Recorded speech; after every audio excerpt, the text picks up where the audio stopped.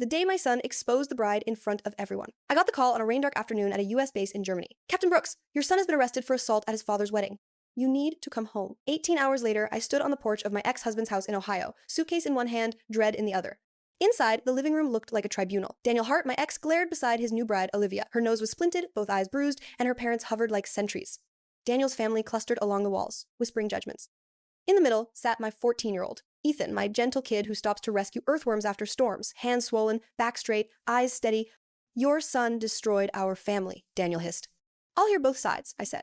Ethan met my gaze and didn't flinch. She's been hurting me for months, he said, voice clear. That's why I hit her. Chaos erupted, accusations, denials, tears. Olivia's father went pale. Her mother rushed to her defense. Ethan unlocked his phone and showed me what he'd saved enough to freeze the room. Daniel stammered something about misunderstandings. His relatives muttered that boys should feel lucky. Ethan's jaw tightened. I told you 3 months ago, Dad. You said she was being affectionate. Then Ethan said the words that took the air from the house. Last week, I saw her coming out of Caleb's room. Caleb is Daniel's 9-year-old. I turned to the child, trembling on the stairs.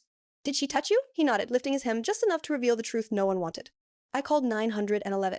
While sirens approached, Olivia fled to the bathroom. Minutes later, police arrived and took her away. I drove Ethan and Caleb to my friend's place, where the detective later asked me to come to the station. In an interview room that smelled like old coffee, they slid a file across the table, screenshots of text messages from me giving Olivia free rein, fabricated. I demanded carrier records and hired an attorney, Casey Merrill, who moved faster than my heart could beat. She preserved logs, subpoenaed data, and brought in a forensic analyst who found a spoofing app Olivia had installed during that bathroom break. The timestamps sang for us. Child Protective Services opened a case. A steady-voiced social worker, Derek Owens, interviewed both boys. Medical professionals documented what needed documenting with clinical precision. Meanwhile, the internet did what it does. Rumors, threats, strangers with pitchforks made of pixels. We installed cameras and kept going. Ethan faced juvenile charges. The prosecutor offered a diversion program, therapy, and service hours instead of a record. He accepted without a word. Olivia posted bail, tried to flip the story, and failed quietly as evidence piled. Phone metadata, search histories, a doctored audio file, our expert unraveled thread by thread. Her past leaked through sealed doors, other incidents, other warnings ignored. Weeks turned to a rhythm of court calendars and homework, of Caleb's nightmares and Ethan's long silences. Daniel, mandated to parenting classes, finally began to listen to ask how Caleb was sleeping, what Ethan needed for school, how he'd missed the signs. It wasn't absolution, but it was a start.